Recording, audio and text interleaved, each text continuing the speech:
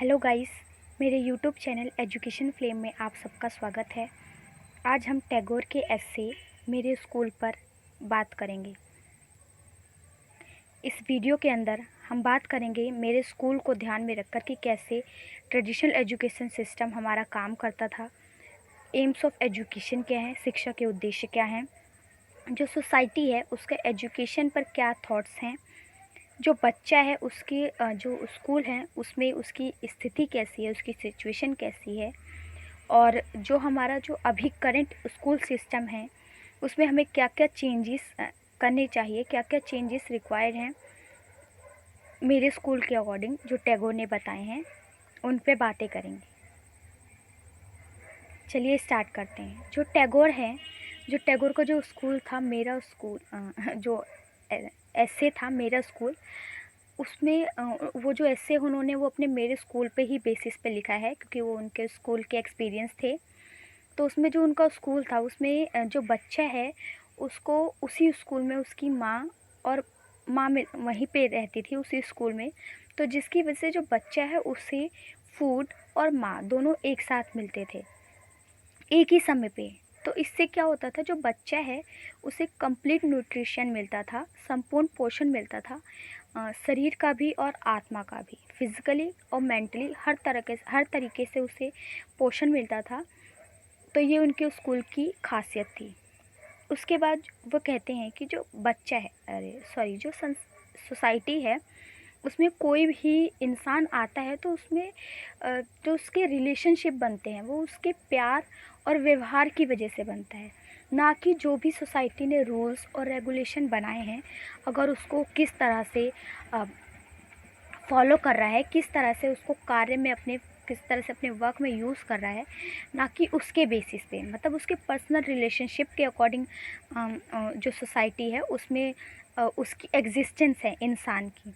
तो इसी तरह जो वो कहते हैं कि जो बच्चा है उसके जो मन में हमें जो ये थॉट है ये डाल देना चाहिए, पूरी तरह से एकदम भर देना चाहिए कि उसके आसपास की जो दुनिया है, उसके आसपास की जो सोसाइटी है जिसमें उसने जन्म लिया है, उसके जो दुनिया है उसके चारों ओर एकदम उसकी जो दुनिया है एकदम हारमोनियस है और बहुत ज़्यादा इंजॉय करने वाली है।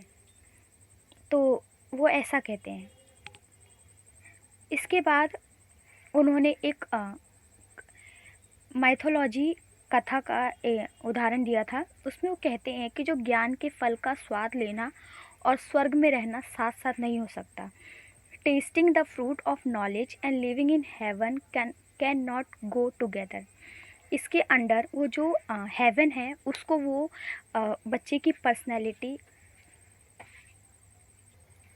जो टैगोर हैं उन्होंने यहाँ पे हेवन हेवन बच्चे की पर्सनैलिटी और इस उसके जो सोसाइटी रिलेशंस हैं, जैसे उनके फैमिली के साथ, उसके उसके फ्रेंड्स के साथ, उसके नेबरहुड के साथ जो भी रिलेशन है नेबर्स के साथ, तो उसको वो हेवन कहते हैं। लेकिन उसको नॉलेज लेने के लिए, उसको इंफॉर्मेशन लेने के लिए इस स्वर्ग, इस हेवन को छोड़कर उसे उसको स्कूल में जाना होता है। उस स्कूल में जहाँ जहाँ उस वो अपनी पर्सनैलिटी को एकदम इग्नोर करेगा, जहाँ वो अपने एकदम जो वो एक सोशल एनिमल है, जो कि हर इंसान एक सोशल एनिमल है, उस पॉइंट को वो इग्नोर कर देगा।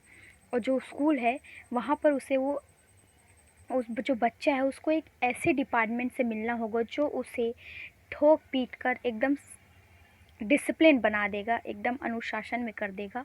और जो बच्चा है जिसकी दुनिया पहले एकदम उसका परिवार थी, उसका खेल कूद था, उसकी सोसाइटी थी, वो अब जो स्कूल है, उसकी क्लास है, उसकी वो चार दीवारें जो होती हैं वो उसकी दुनिया बन जाएंगी। और उसमें जो डेस्क हैं, इस जो स्थान है और जो उसका मतलब जो उसकी सोसाइटी है उसमें वो उसकी ऊंची दीवारें और वो डेस्क उसकी जगह ले लेंगे। उसके बाद वो कहते हैं कि उन्हें, मतलब जब वो मेरा स्कूल के बारे में, जब उनके स्कूल के बारे में थॉट्स चल रहे तो उन्हें लोग कहते थे कि क्योंकि उनका जो स्कूल है वो एकदम जो नेचर से बहुत कनेक्टेड है, तो वहाँ पे जो सुविधाएं हैं वो बिल्कुल एकदम बेसिक हैं, जैसे नेचर है वैसे बिल्कुल बेसिक है। तो लोग उनको जनरली कहते हैं कि वो गरीब वाला स्कूल है। तो उस पर वो कटाक्ष करते हुए, उनको जवाब देते हुए कहते हैं कि गरीबी ही वह विद्यालय है जो सर्वोत्तम प्रशिक्षण देता है, यानी जो पॉवर्टी ही वो स्कूल है जो बेस्ट ट्रेनिंग देता है प्रकृति के साथ रहकर, नेचर के साथ रहकर। क्योंकि जैसे जो गरीबी है, गरीबी में जो बच्चा है वो जो लाइफ है उसके उतार चढ़ाव से गुजरता है, उसकी जो लाइफ में जो एक रियल एक्सपीरियंस होते हैं वो उसको एक पॉवर्टी वाल में ही से ही मिलती है, गरीबी के अंदर काम करके ही मिलती है। तो इसलिए वो कहते हैं कि जो मतलब कि जो गरीबी है, जो पॉवर्टी है, वो एकदम बेस्ट ट्रेनिंग है। लेकिन यहाँ पर वो बस उन लोगों को जवाब देने के लिए कहते हैं कि वो गरीब ही, ये वाला पॉइंट। लेकिन जो उनका स्कूल था वो गरीब था बेसिक, लेकिन वो नेचर से ज़्यादा कनेक्टेड था। इसके बाद वो गुरुकुल शिक्षा प्रणाली की बात करते हैं, गुरुकुल एजुकेशन सिस्टम की। उसमें वो कहते हैं कि जो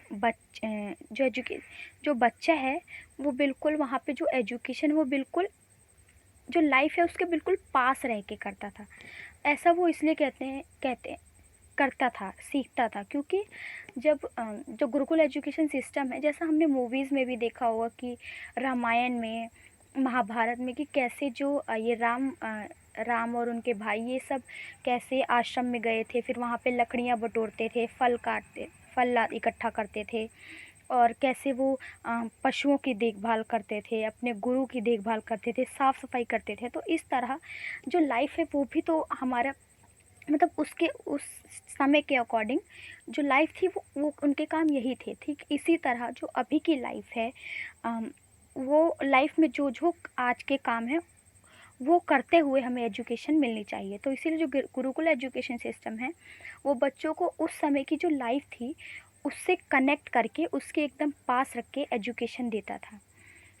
उसमें जब बच्चा फल इकट्ठा करता था, लकड़ियाँ इकट्ठा करता था, जानवर चराता था, साफ़ सफाई करता था, तो वो जो जो एटमॉस्फेयर है वहाँ से उसे एस्पिरेशन मिलती थी जीने की। वो उनके साथ वो अपनी जो एनिमल्स थे, जो भी पेड़ पौधे थे, वो उनके साथ एकदम उनको इंसानों की तरह ट्रीट करते थे, उनके साथ एकदम ह्यूमन रिलेशन बना के रखते थे।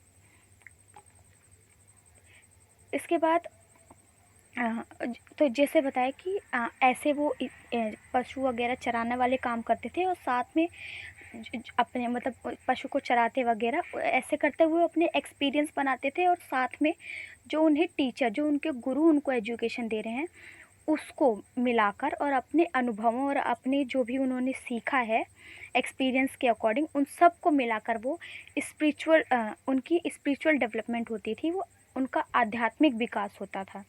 वो अपने आप को और ज़्यादा से ज़्यादा जानते थे। और अब वो गुरु की बात करते हैं, तो गुरु के लिए वो कहते हैं कि जो गुरु है वो बिल्कुल एकदम सिंपल लाइफ व्यतीत करते हुए अपना स्वाध्याय जारी रखता था, अपनी सेल्फ स्टडी रखता था। जैसे हमने अभी रामायण और महाभारत का एग्ज़ाम्पल लिया, तो उसी तरह ही कैसे जब हमने भी देखा होगा कि कैसे जो ऋषि मुनि हैं वो राम और उनके भाइयों को शिक्षा देते थे, उनको पढ़ाते थे, और उसके बाद वो अपनी खुद योग और उसमें अपनी अपनी क्या कहते हैं, शिक्षा के लिए अपने कर्तव्यों को पूरा करते थे। तो इस तरह जो बच्चों को वो एजुकेशन भी देते थे और साथ साथ अपना जीवन भी व्यतीत करते थे, अपने जो गृहस्थ जीवन है, जो उनका मैरिड पर्सन का एक जो लाइफ होती है उसको वो करते थे, जीते थे। उसके बाद उन्होंने जो गुरु है उसको सूरज की तरह, और जो छात्र हैं उनको पृथ्वी की तरह कहा है, कि कैसे जो उस समय गुरुकुल एजुकेशन सिस्टम के अकॉर्डिंग कि जो गुरु हैं वो सूरज की तरह जो पृथ्वी है, यानी जो छात्र हैं उनके जीवन में उजाला करते हैं, उनको मार्गदर्शन करते हैं, उनको रास्ता दिखाते हैं। उसके बाद वो ट्रेडिशनल स्कूल एजुकेशन सिस्टम की बात करते हैं, ट्रेडिशनल स्कूल यानी पारंपरिक स्कूल की बात करते हैं। वो कहते हैं कि कैसे जो स्कूल है वो बच्चों के साथ डिसडेनफुल एटीट्यूड के साथ बिहेव करता है, उनको कैसे वो उनके जो रियल वर्ल्ड है, उनकी जो रियल सोसाइटी है उससे बिल्कुल एकदम फ़ोर्सफुली दूर कर देता है उन्हें, और कैसे एकदम उन्हें डिसिप्लिन सिस्टम में कैद कर देता है। डिसिप्लिन सिस्टम के लिए उन्होंने एक एग्ज़ाम्पल दिया था कि कैसे जब हम कोई बैली पहनते हैं, जैसे बैली पहनते हैं, अगर वो टाइट होती है तो कैसे हमारे पैरों में चुभ जाती है। ठीक इसी तरह जो बच्चा है अगर उसको हम एकदम अनुशासन में रख देंगे, एकदम कैद कर देंगे किसी बैली की तरह, तो उसमें वो हमारे काट देगी। यानी जो बच्चा है उसकी वो ज़िंदगी में एकदम दुख ला देगी। उसका जो जीवन है, जो उसका हंसना खेलने के दिन है, उससे, उसकी ज़िंदगी से, उसकी लाइफ से वो जो आनंद है, जो इंजॉयबल मोमेंट है, उनको वो बिल्कुल इग्नोर कर देगी। तो इसी तरह से वो जो स्कूल है वो एक ऐसी डिसिप्लिन सिस्टम बनाता है जो उनके एकदम पर्सनैलिटी से दूर कर देता है उनको। उसके बाद जो स्कूल सिस्टम को उन्होंने एक फैक्ट्री कहा है। फैक्ट्री यहाँ पे इसलिए कहा है कि जैसे फैक्ट्री में सेम प्रोडक्ट बनता है, सेम ऐसे ही जो स्कूल है वहाँ पर भी सभी बच्चे आते हैं, सबको एक ही कक्षा, उनकी एज के अकॉर्डिंग उनको कक्षा में, क्लास में बिठाया जाता है। उनको सभी बच्चों को सेम सब्जेक्ट पढ़ाए जाते हैं, सभी बच्चों को एक ही टीचर सारे सब्जेक्ट पढ़ाती है, और जो भी स्कूल या टीचर उन्हें बोलते हैं वो उन्हें कराया जाता है। तो इस तरह से वो कहते हैं कि जो स्कूल है वो एकदम फैक्ट्री है।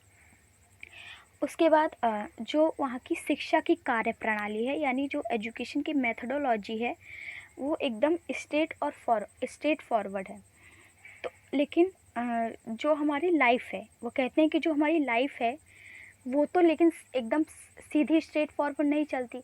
हमारी लाइफ में तो कभी सुख है, कभी दुख है, उतार चढ़ाव आते रहते हैं। तो इसी तरह वो कहते हैं कि ऐसी कार्यप्रणाली, ऐसी मेथडोलॉजी का क्या फ़ायदा जो उनको लाइफ के साथ कनेक्ट ना कर पाए, लाइफ के जो रियल एजुकेशन है लाइफ से रिलेटेड वो ना दे पाए।